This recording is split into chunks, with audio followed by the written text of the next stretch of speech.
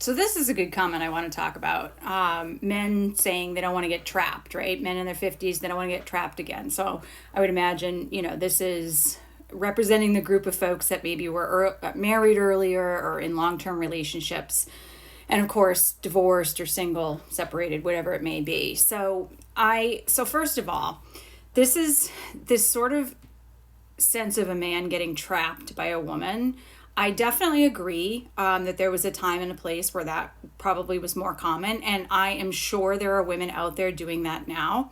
But trust me, this whole idea of like a woman gold digger, it's an it's an outdated trope because now, particularly women in their 50s, they're taking care of themselves. And so, in fact, many women, and I'll speak for myself, but I know there's a lot of women that fall into this category, whether they were divorced or never married like me. I never wanted to be trapped, and I still don't want to be trapped. And I always thought getting married was gonna get me trapped. And I do sometimes think that, like, okay, if I had gotten married younger to somebody that I had dated, I might have ended up becoming, I don't know, the household labor provider who had to do all the cleaning and the cooking and the arranging and the transporting of children I never wanted to have. And having to sort of kowtow to his needs more than my own, right? And so I view my life as having escaped that. And at this point, like, I have no interest in getting into a relationship where that's expected of me. And if anything, I think it's sort of turned where it's kind of like men are gold diggers because they're looking for women who are going to come in and provide all of the household and emotional labor. And that's just not where we're at. Like we're into these equal partnerships, into letting you take control of certain things and letting you lead on certain things, but for the most part we don't need anything. We've got everything on our own. So we're not trying to trap you. In fact, we're trying not to be trapped by you, and that is a very real concern for us.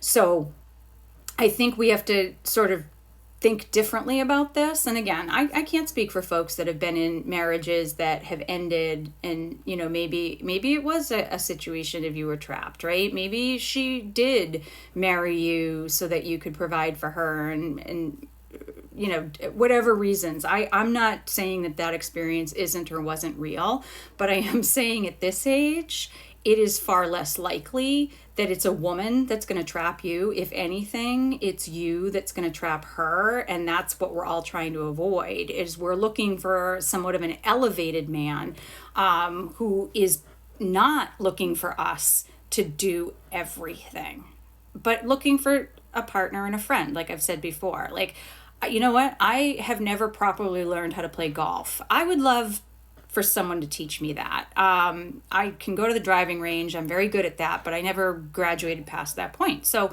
I am so open to learning that and like having a buddy. I love to travel, and I do a great job of doing it on my own or joining up with other groups as a solo traveler. It's a wonderful experience, but like it would be fun sometimes to actually have somebody else there. Like I realized this when I was in Bali. I had this hotel room that was completely wasted on a solo traveler. It was like a double person tub, like a king size bed, this beautiful room. You could hook your music up to it. The balcony had like a double chaise lounge overlooking the ocean, and I'm sitting here thinking, okay, now this is something I would enjoy with another person, right? Just hanging out.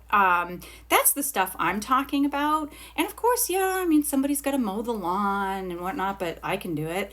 I'm not naive that there aren't things that you have to like work out and compromise and work through as a two-person household unit.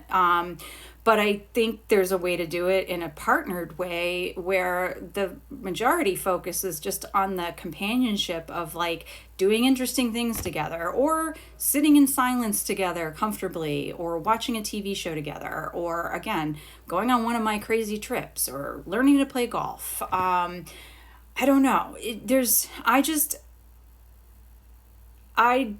Again, this is an outdated trope I think we have to stop talking about, and we have to stop spinning this narrative. And again, I know there's women out there that are definitely looking for what you would consider a free ride, but even those women know there's no such thing as a free ride. There's always something she is doing.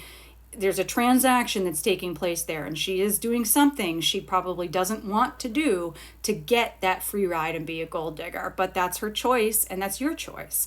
But I think that those women are few and far between at, if we're talking about dating in 50s. And I can appreciate wanting your freedom, and if you're cool with that and that's how you want to go through the end of your life, more power to you. I expect that that's what's going to happen to me, and I think that we're all okay to do that. But I would say if like it's a case of you would like to be in a relationship, but you're sort of like hemming and hawing because you had this previous bad experience of being in a trapped relationship, like right now your freedom's important to you and you're enjoying it, but like, is that going to be the case for you at 60, at 70, and hopefully beyond that, right? Like, do you want to be recovering from a hip replacement surgery in a house by yourself, or stuck in rehab longer because you don't have someone to come home to that might actually help you with that? And I'm not saying that's what it's about when we're older, but like, is that the case, right? Do you not want to have an emergency contact?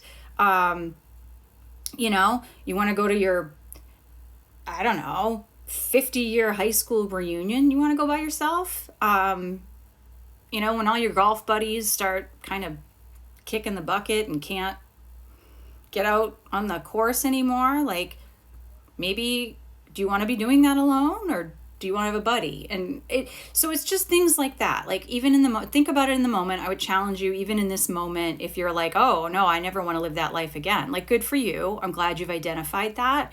What work are you doing on yourself? What's your mindset? What are you doing to make sure that you're not trapping somebody if you are, if your intention is to date and get a long-term relationship? Because I promise you, she's more afraid of being trapped by you than you are of being trapped by her. And the bigger issue that I'm seeing, and I know that I run into in relationships, is the power dynamic shift. The fact that it's hard for him to find things that he feels like he's doing that add value. I could go on for days and come up with things that provide value, but they're not what you think they are. It's not about fixing something around the house. It's about that emotional safety, psychological safety, friendship, banter, golf buddy, travel buddy, concert buddy,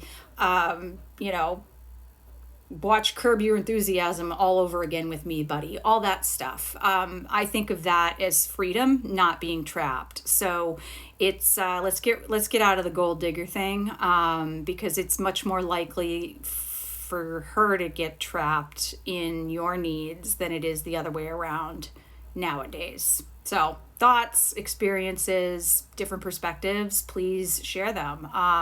But I think we have to retire this thought process.